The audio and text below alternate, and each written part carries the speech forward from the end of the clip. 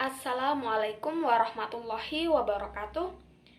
Kami dari kelompok 4 akan mempresentasikan hasil analisis kami dengan judul Hubungan Agama dengan Negara Indonesia dalam Perspektif Historis, Perspektif Hukum, dan Perspektif Kontemporer. Latar belakang pembahasan mengenai agama dan negara merupakan hal yang menjadi topik tersendiri bagi berbagai pihak. Dalam suatu negara, kehidupan bernegara menjadi pilihan bagi warganya, karena hal tersebut merupakan hak asasi bagi setiap manusia. Namun, dalam menjalankan kehidupan bernegara, menghubungkan antara agama dan negara menjadi polemik di antara berbagai pihak yang lain. Dalam sejarah peradaban dunia, hubungan agama dan negara telah mempengaruhi berjalannya sistem politik sekarang ini.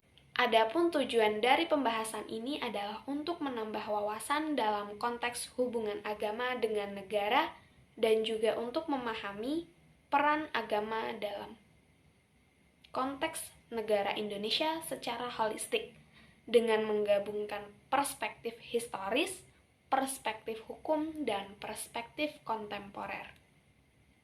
Perspektif historis. Dalam perspektif historis, hubungan agama tradisional dan pengaruhnya pada sistem pemerintahan di Indonesia, yang dimana masyarakatnya memeluk beragam agama, tidak mungkin melepaskan diri dari penerapan kebijakan yang terkait dengan bidang kehidupan beragama, baik kebijakan pemerintah daerah maupun kebijakan pemerintah pusat. Hal itu ditempuh agar terjaminnya kebebasan beragama yang toleran. Namun demikian, mengingat agama dalam perwujudannya di masyarakat menjadi sumber nilai moral dan spiritual yang mendorong toleransi dan perdamaian. Tapi di sisi lain, ia juga kerap kali dijadikan sebagai sumbu pertikaian dan permusuhan. Penerapan kebijakan pemerintah tersebut mendapatkan ragam tantangan.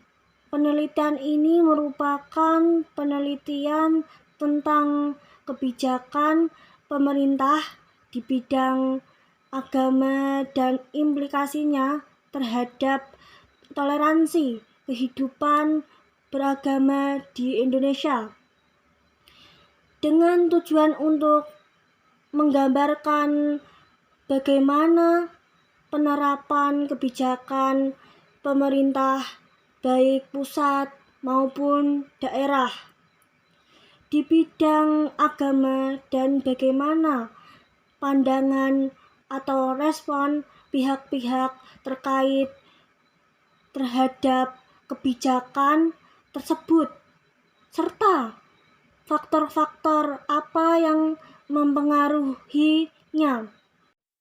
Dalam perspektif hukum, kerangka hukum yang mengatur hubungan agama dan negara adalah adopsi dari nilai-nilai agama dan kehidupan bernegara Indonesia. Juga mengalami perdebatan yang paling panjang. Sekarang ini tidak ada sedikit pun halangan untuk memperlakukan syariat Islam dalam hukum dan perundang-undangan Indonesia. Konsekuensi lain dari pelaksanaan nilai-nilai agama dan bernegara adalah kehidupan beragama diurus oleh Kementerian Agama, karena tidak ada hubungannya antara agama dan negara. Sementara pada negara yang didasarkan pada suatu agama tidak memiliki Kementerian Agama, karena semua berkehidupan bernegara harus dilaksanakan berdasarkan agama. Dari awal, norma konstitusi menempatkan Allah dan Tuhan itu dalam satu kepercayaan yang utuh. Bagian dari terbentuknya negara Indonesia. Karena itu, dapat dikatakan agama menempati posisi pertama dan terpenting. Konstitusi juga menjamin kebebasan warga negara untuk bebas memeluk dan beribadah sesuai dengan agama dan kepercayaan masing-masing. Sedangkan dalam perspektif kontemporer, hubungan agama dan politik di Indonesia, yakni persoalan politik yang dapat digunakan untuk menilai relasi antara agama dan negara, setidaknya ada 3 istilah yang dapat dijadikan tolak ukur, yakni kedaulatan, sekularisasi, dan demokrasi. Kedaulatan atau sovereignty merupakan kekuasaan tertinggi yang ada pada negara dalam hal membuat serta untuk melaksanakan undang-undang dengan berbagai cara. Kedaulatan sendiri dalam diskursus ilmu politik dapat dibagi ke dalam 3 macam. Di antaranya, kedaulatan hukum, kedaulatan politik, serta kedaulatan rakyat. Dalam hal ini, agama dan politik tidak memiliki kesesuaian, sebab keduanya merupakan aspek yang berbeda, termasuk dalam hal mendirikan khilafah, karena pada dasarnya tidak ada ayat Al-Quran secara khusus untuk menyatakan wajibnya mendirikan khilafah. Secara khusus yang menyatakan wajibnya mendirikan khilafah. Tetapi pada perkembangan zaman, pada masa sekarang ini, agama dan politik adalah 2 hal yang saling berkaitan, karena strategi politik sudah masuk dalam ranah keagamaan. Banyak sekali partai politik yang menggunakan dasar-dasar mereka disandarkan pada agama, yang biasanya berbasis Islam. Dan selain itu, dari partai yang lain, dalam melakukan strategi, mereka juga sudah masuk ke pesantren, organisasi keagamaan, dan lain sebagainya. Dari pembahasan tersebut, maka kami dapat menyimpulkan bahwa perspektif historis adalah sumber nilai moral dan spiritual yang mendorong toleransi dan perdamaian. Tapi, di sisi lain, ia juga kerap kali dijadikan sebagai sumber pertikaian dan permusuhan.